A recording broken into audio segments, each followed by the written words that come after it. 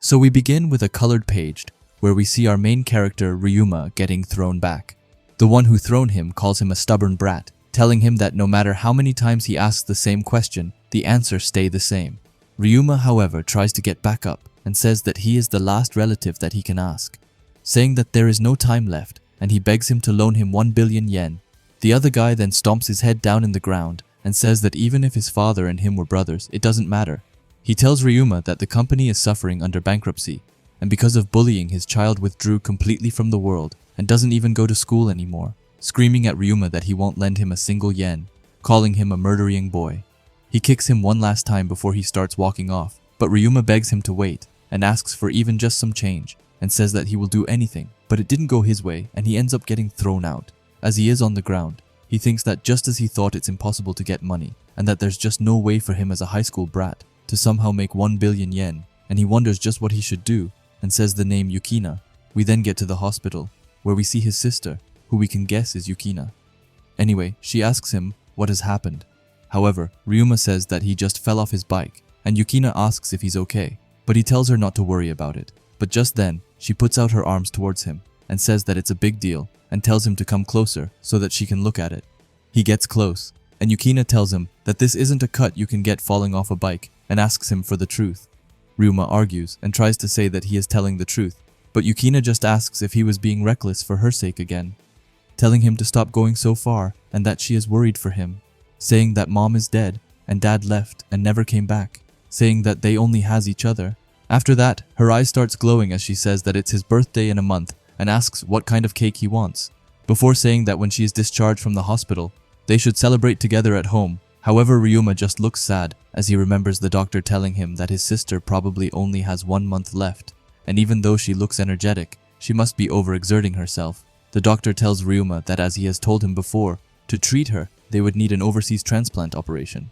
However, that operation has a great deal of people waiting for it, and the earliest possibility would be in 3 years, telling Ryuma that in order to save her, he needs to pay a lot of money and move up on that list, and that at the bare minimum, they would need 1 billion yen, which leaves Ryuma speechless. We then see him in the elevator banging his hands, screaming money again and again. He thinks about her smile and says that he will lose it, but suddenly someone behind him asks him if he would try and kill someone to take what they have.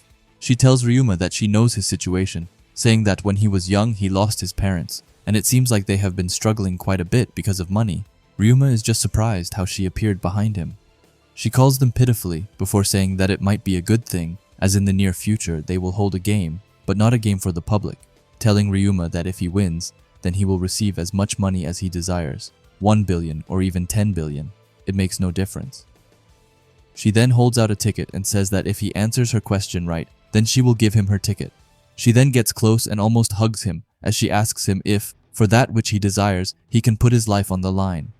Ryuma is firstly shocked, but then he clenches his fist and says that he can. He looks super cold as he says that Yukina, his little sister, is all that he has left, and that if it is to save her, he can do anything, even if he has to give his own life.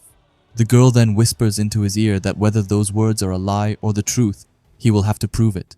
She then puts his ticket in his pocket and says that she will be waiting for him, and then says his full name, which just shocks him even more.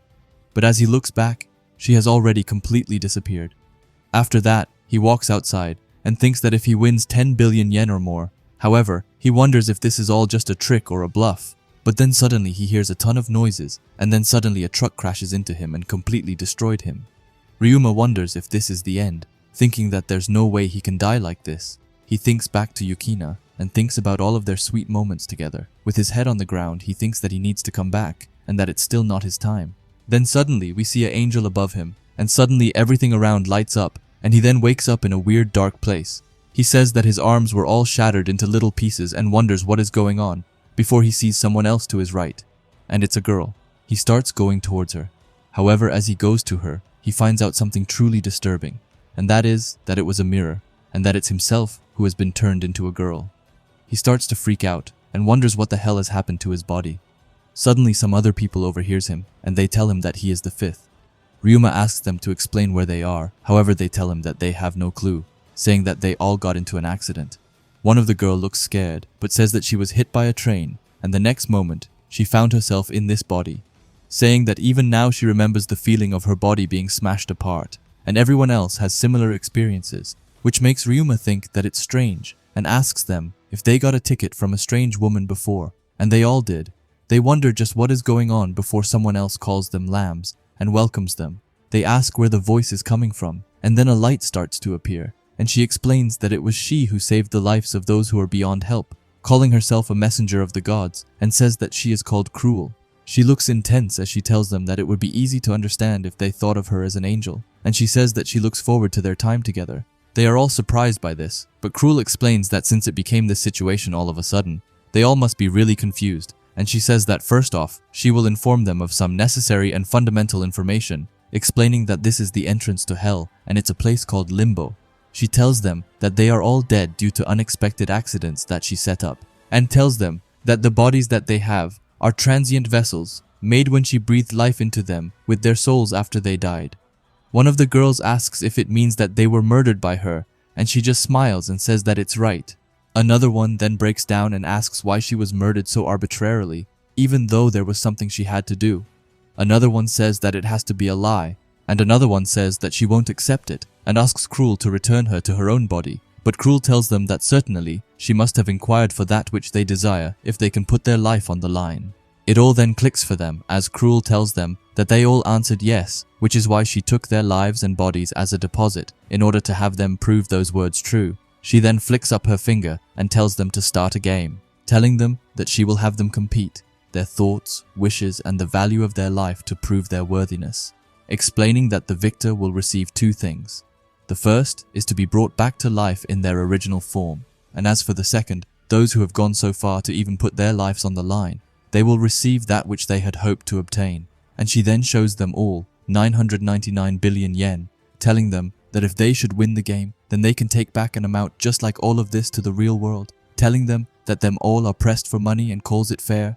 All of them are in shock, and Ryuma thinks that he has never seen such a large amount of money, saying that this is just a small part of it, and that with all of this, he can finally save Yukina.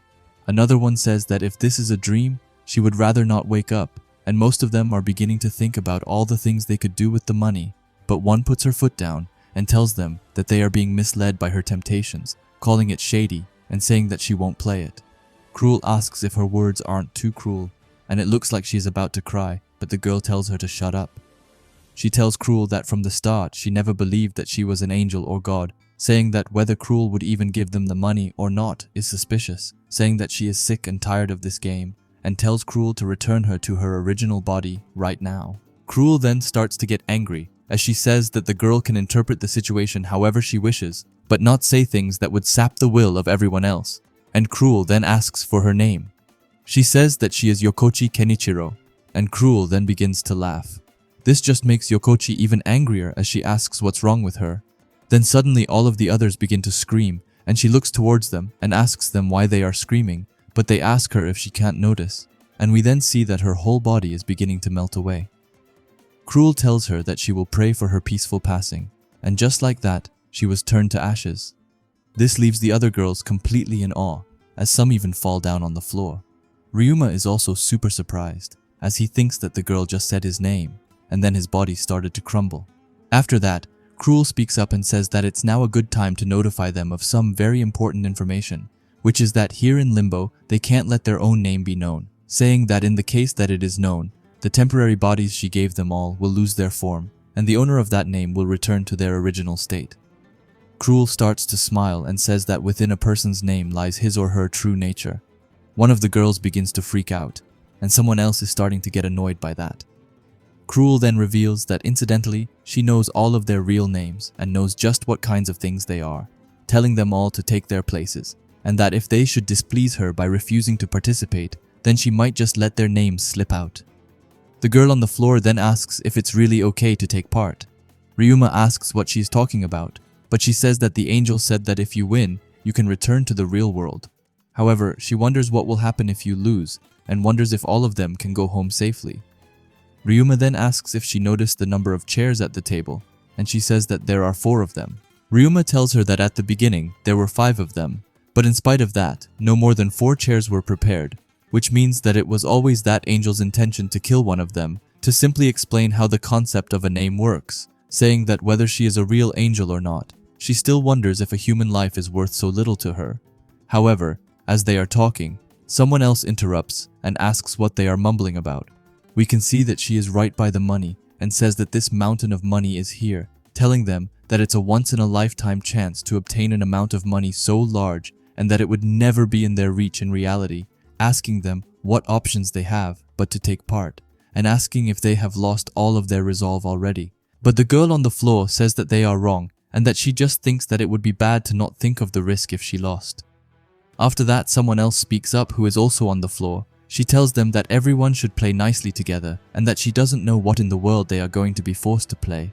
But if they can work together without thinking of ways to get the better of each other, then surely all of them should be able to obtain money and return to the real world safely, telling them that she doesn't want to see when someone dies anymore.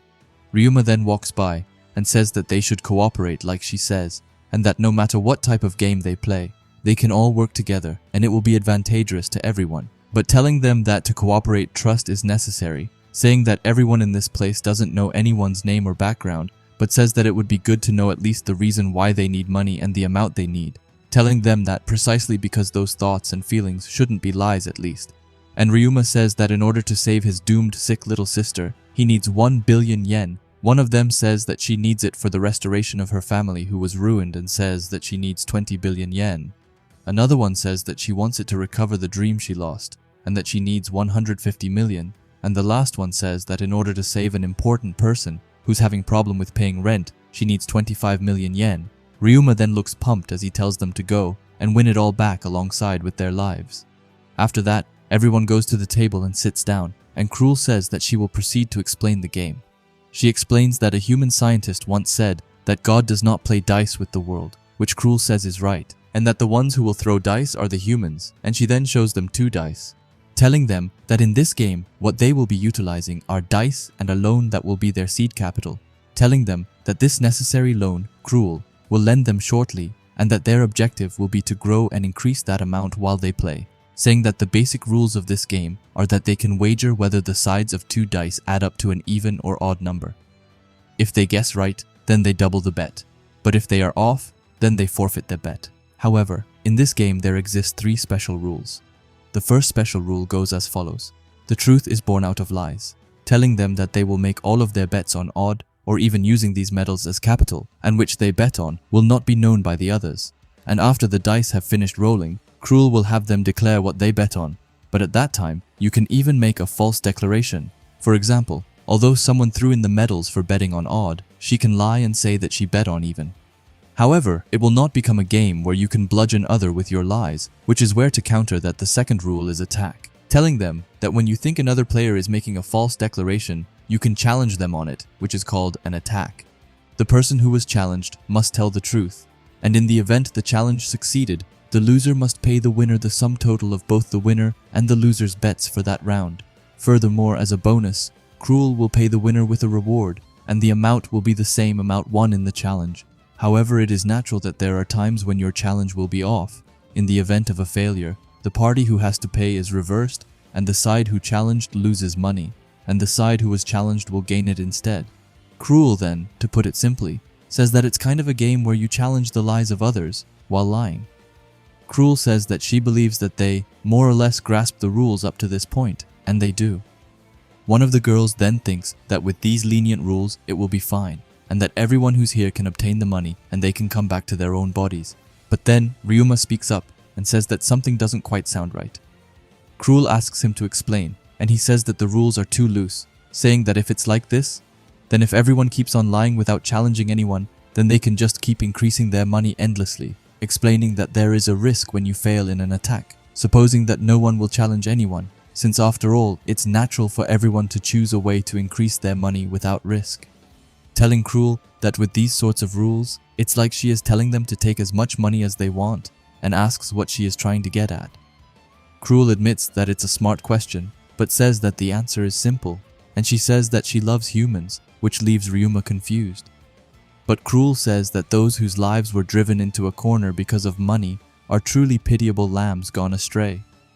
Cruel starts to look weird as she says that because of that misery, like trash, those humans shamefully hate each other and struggle with one another, and what Cruel truly loves is watching them kill each other, which makes Ryuma's eyes widen. After that, Cruel tells them that the third special rule is that the game will last for 10 turns total, and in that period, they must make someone lose all their money and drop out with no exception. She says that what awaits a person who has lost all their money is a cruel death, telling them all that if no one drops out by the time 10 rounds have finished, then it's game over, and for everyone without exception, it's death. Telling them that to return to the real world alive, they have to steal someone's money and kill them, telling them all to gamble their money and lives, and she then begins to laugh manically while they just look in total shock.